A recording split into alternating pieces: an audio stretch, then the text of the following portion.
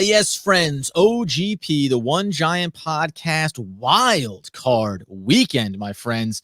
It doesn't matter who we are, but I am Adam Armbrecht, and that is Andy Makowitz. The Giants are in the offseason, and guess what? That's all right, because we officially kick off, as we promised you in our last episode, the battle for the playoffs. Andy Makowitz against yours truly, Adam Armbrecht. Going to go through every single round of the playoffs. We're going to make our picks using the spread and see who is the real guru of the NFL between your two hosts. Andy, healthy, wealthy, and wise. Are you feeling as we go in to make these picks?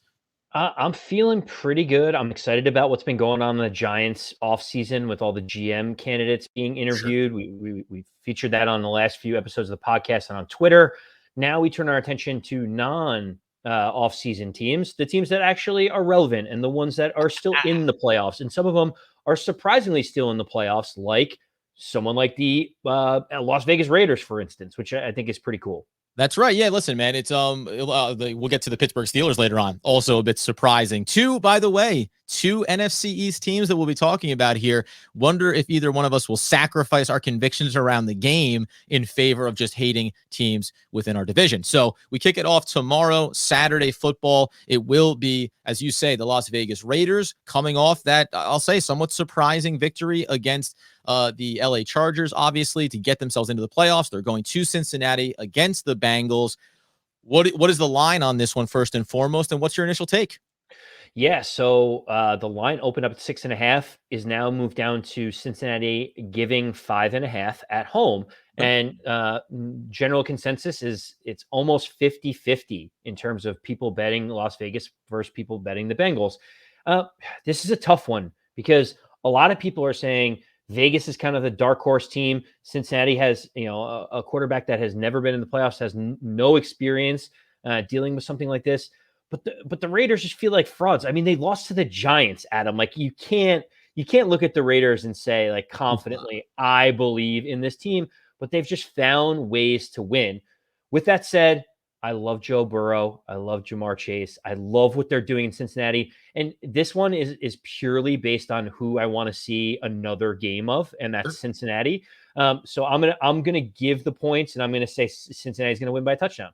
And that's -5.5. That's the line we're locking in for this one. -5.5. So 5.5 points on the table. Like you say, man, I was surprised and impressed by how effective the Raiders were on the defensive side of the ball, getting pressure. Joe Burrow has been a little bit dinged up over the course of this season. Can't look past the fact that Jamar Chase is obviously indefensible, and then that's going to present some problems for those Raiders. But I like the way that they kind of scheme themselves to success on the defensive side of the ball in that game against the Chargers. So I think it'll be a good one. And I think, listen, a lot of firepower on Cincinnati Bengals. Exciting team to watch go forward potentially, but I like the line. I'm going to take the 5.5 points. I'm going to take the Las Vegas Raiders. So right there, 1 point on the line, and Andy and I start off at odds. The evening game, just 2 here on Saturday. I don't appreciate the fact that they're giving us a Monday game on wildcard quote weekend. Supposed to be triple headers both days, neither here nor there. It will be the New England Patriots going to the cold setting of the Buffalo Bills. Line and your take, good sir.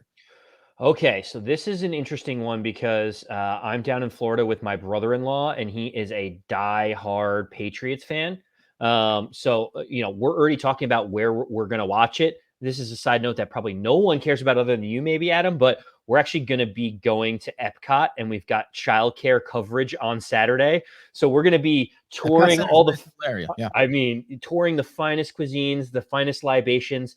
I've already told him that he can't start drinking until at least 3:00, because if he starts at like 11:30 in the morning, he's probably not going to make the late Saturday night game, right? So I might have said, I might try to get a little extra hour in there. I've been out with him. I know how that goes. 8:15 feels like an 8:30 kickoff, and all of a sudden it's like 11:30 at night. He can't drink for 12 straight hours. He's not a seasoned pro like you or I am. So yes, this game I will be watching every single second of this game. The line is the Buffalo Bills -4.5. It has not moved at all, yet a ton of the betting public, almost 60%, is in on Buffalo, which tells me the onesie-twosie bettors are all taking Buffalo at home, while some of the heavy money is kind of leaning on New England. And that's kind of where I am. I don't know. I can't bet against Bill Belichick in the playoffs. It's supposed to be freezing cold in Buffalo. We saw what happened last time when they couldn't throw the ball through the air. I trust Josh Allen through the air more than I trust Mac Jones, but it might not be a passing game with the wind and how things are going. Give me the seasoned coach getting 4.5 points with an amazing defense against a team that can't run the ball right now. Like the Bills cannot run the ball in the postseason. So for me, it's all about the Patriots. Give me the 4.5, and maybe I'll look stupid at the end. Well, if you're going to look stupid, we're going to look stupid together because the weather factor, you touched on the running game. The Patriots are kind of stockpiled there, right? All of a sudden, you could see Stevenson just a bowling ball running through this line here. We saw the way the Patriots have been able to scheme success where Mac Jones doesn't throw any passes at all. So that matchup there, running game versus running game, I maybe have a little more confidence on the Patriots side than I do on the Buffalo Bills.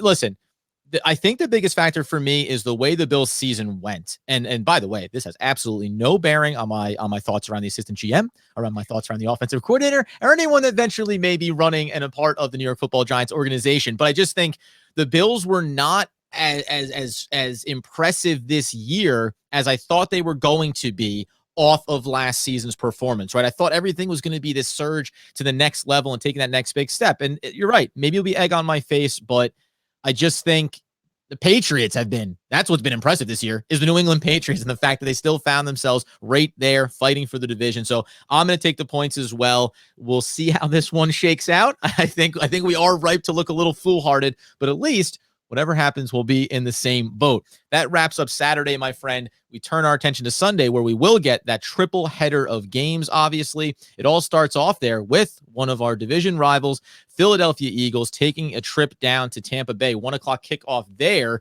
The line on this one, and then also, man, it's interesting. I feel like because we've been stuck in so much muck and mire around the Giants all year, are we overlooking what the Eagles were able to accomplish this season on the offensive side with their running game and then even defensively, right? I think maybe it's been easy to not cast an eye over there because we were supposed to be a part of that group in the division and we just fell by the wayside.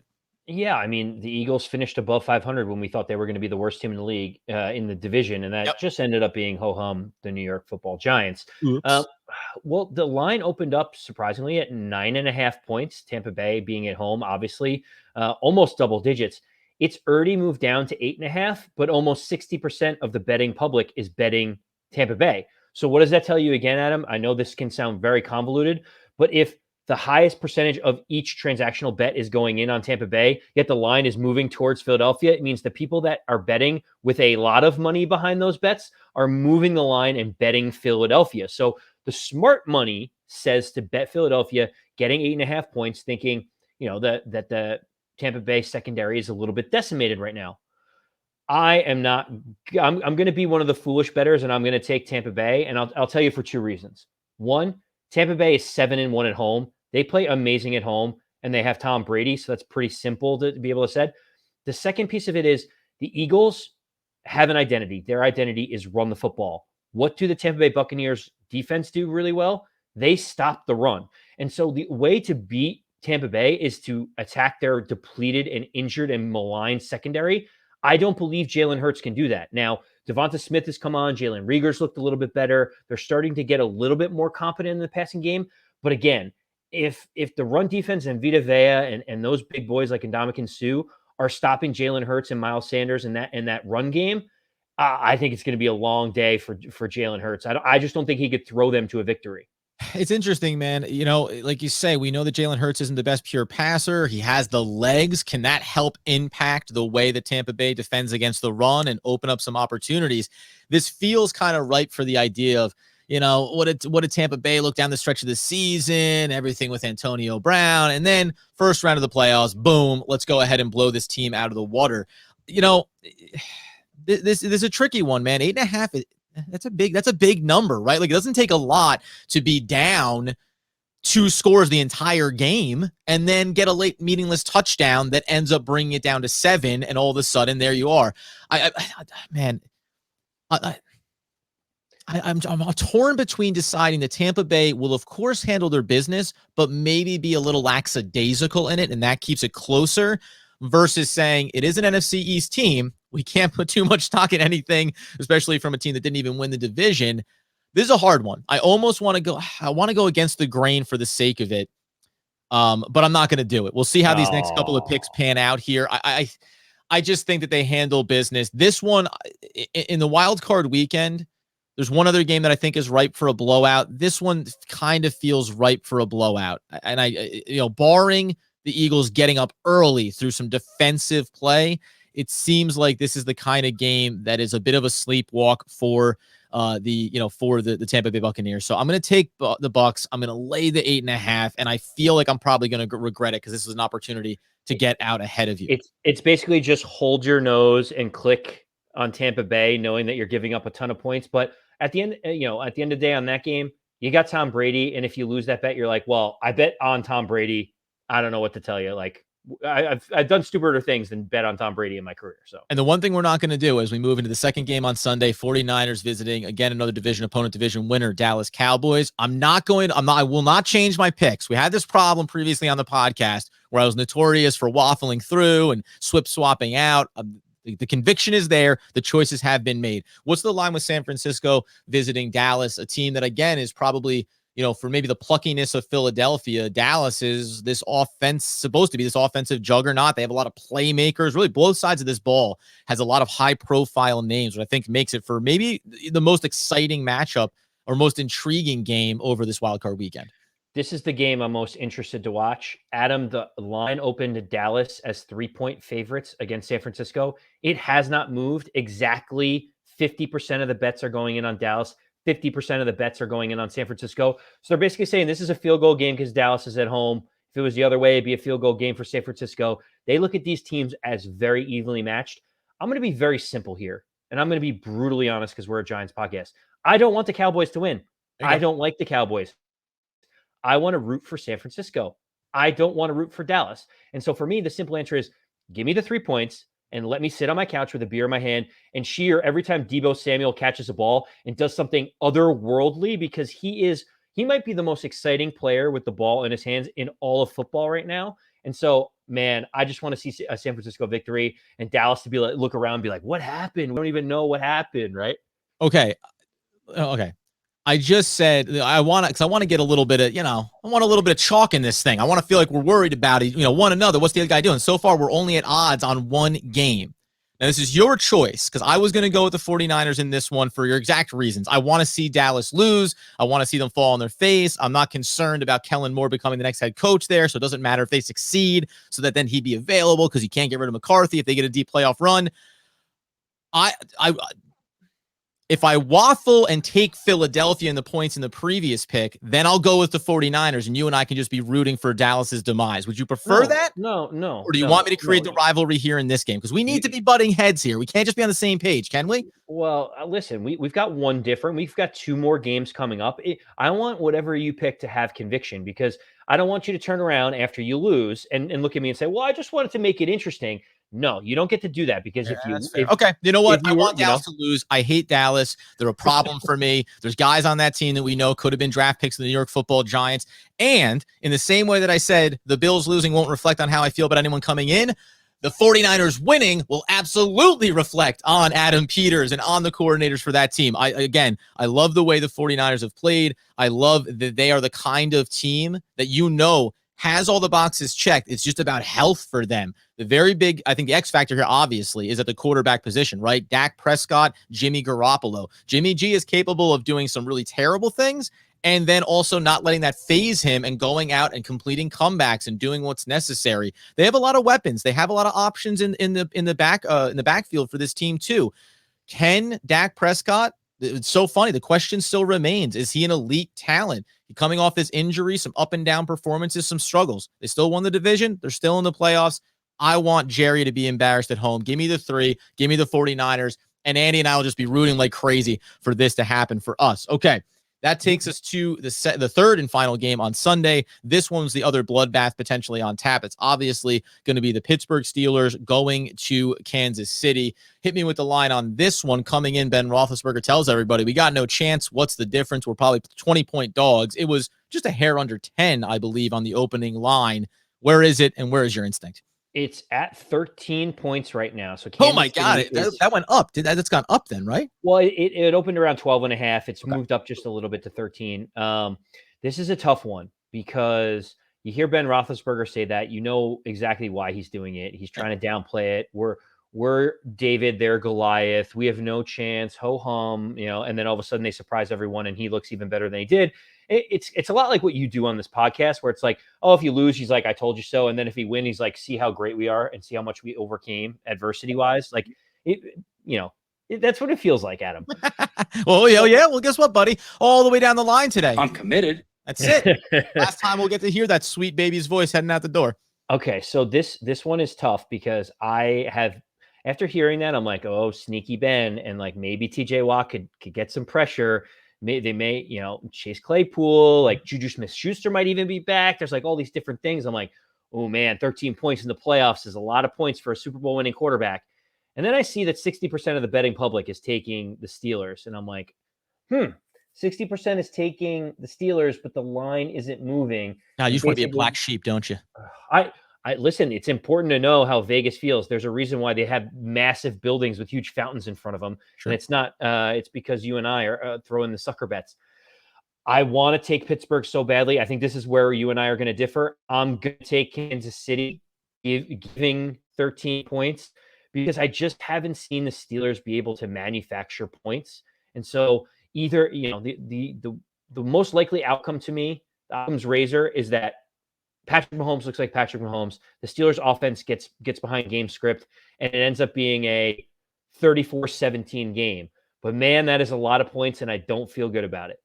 Yeah, listen, this is kind of along the same lines of the Eagles going down to Tampa Bay, right? Just the idea of it, man, it's a lot of points. These are teams you expect to be having deep playoff runs here. No one anticipates them losing. It'd be a big upset, etc.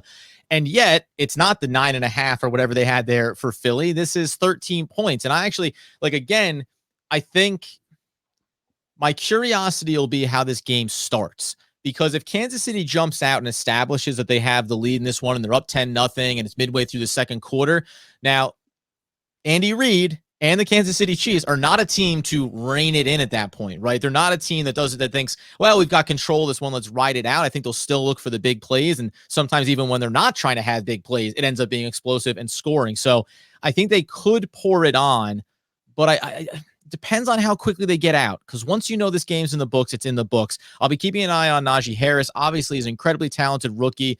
This team at times for Pittsburgh has been very one-dimensional. I don't have a lot of confidence in Ben Roethlisberger necessarily, but they still have defensive playmakers. And guess what, too? I'm not going to look past Mike Tomlin, right? He is one of the best head coaches in the league for a reason. It doesn't mean that they're not outmatched here, but I'm willing to say that this could be a game that they are trailing by 17 in the fourth quarter, and they managed to pull it back into a 10-point game or even 20. And, maybe it's this little go for two opportunity, whatever the case may be. Give me Pittsburgh, maybe the final time we get to see Ben Roethlisberger, obviously. Give me the 13 points, and I'll look for them to at least keep it mildly interesting for some portion of this. And at the very least, just give me a late touchdown so I cover the spread. I like it. I feel like that's the one I'm going to be like, I should have just listened to my gut. But Kansas City, Patrick Mahomes, 2 touchdowns. Now, this is funny, too. And listen, who knows which way these are going to go. By the way, 1 point in this round, that means that either one of us can make this up as these playoffs move along. This is the big one. We flipped the script, the Monday Night Football matchup, 8:15, Arizona Cardinals at the Los Angeles Rams. I'm actually very curious because I don't know which way you're going to go with this one. I have a somewhat strong conviction about it. Where's the line, and where do you go? So the line is at 4 points right now, Adam, which it opened at 4. It stayed at 4. It's about 53% of the money is going in on, or 53% of the bets are going in on Arizona right now, getting 4 points. Yep. Divisional rivals, so divisional matchup. It's not like these teams don't know each other, right? Mm-hmm.